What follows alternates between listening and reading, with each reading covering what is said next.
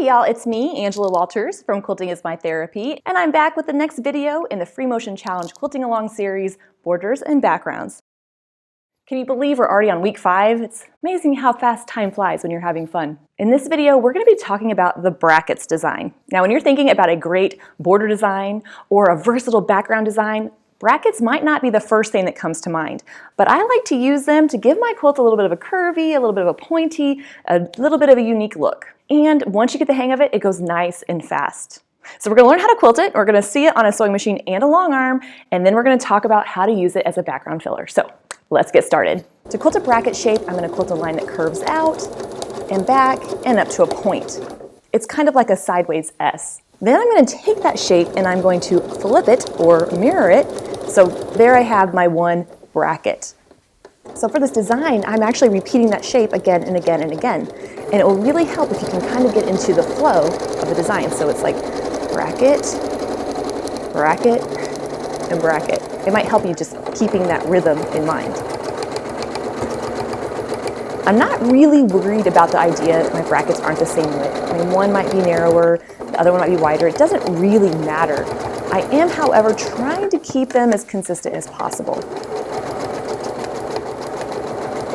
When it comes to quilting this on your home sewing machine, try quilting it vertically and horizontally to see if there's a direction that makes it easier for you.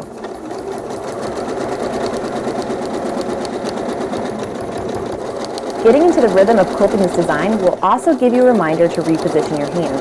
As you finish one bracket, you can stop, reposition your hands, and continue on. This will give you more control as you're quilting and help your quilting designs look as great as possible. Here's how I turn the corner with this design. So if I'm looking at my border corner, I'm going to imagine that there is an invisible line from my inner corner to the outer corner.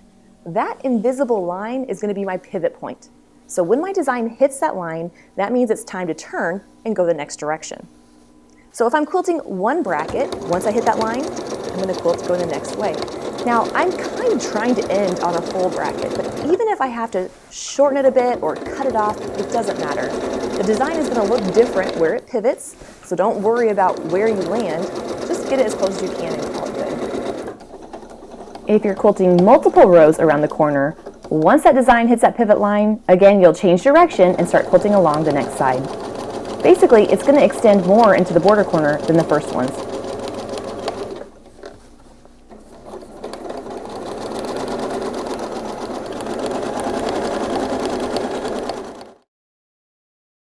Now once you feel comfortable with the bracket shape, there are so many things you can do with it. In this border, I'm just quilting one bracket along the edge. If your border happens to be wider, maybe one bracket won't be quite enough and you can add another row.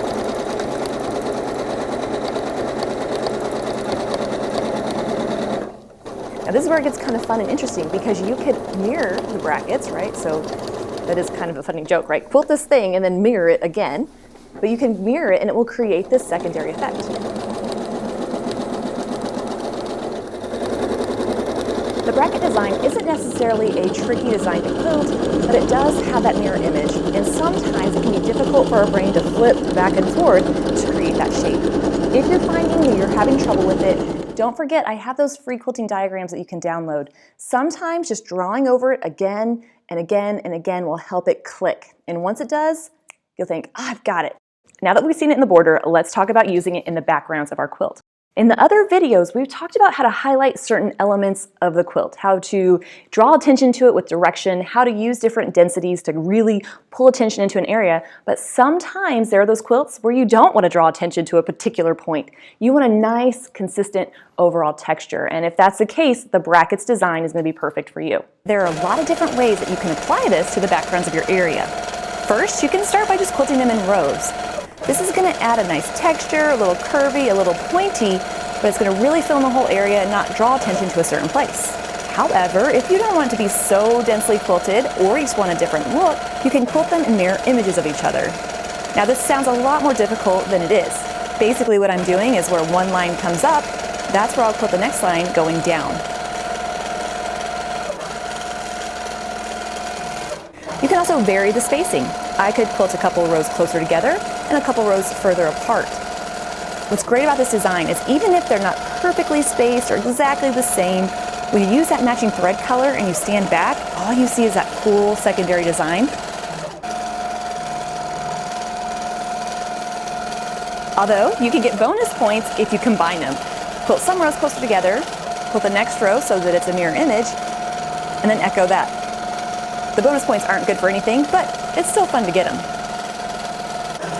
And just in case you want to add a little bit more quilting, because we know I love to quilt it to death, you can actually fill in between the rows with a different filler, such as wishbone or pebbles, really anything that sounds fun. I think I'm going to throw some wishbones in there and finish out this last part of the block. Now it's your turn. Go ahead and quilt the brackets design in the border highlighted in red on the quilt if you're quilting along with me in the Free Motion Challenge quilting along. And you can go ahead and quilt it in that floral block as well. And don't forget, like every other video in this series, I have free downloadable quilting diagrams and a tip sheet. That way you can take it right next to you at your machine and have that resource that you need to be successful. Okay, well next week we're going to wrap up the whole thing with feathers. I'll see you then.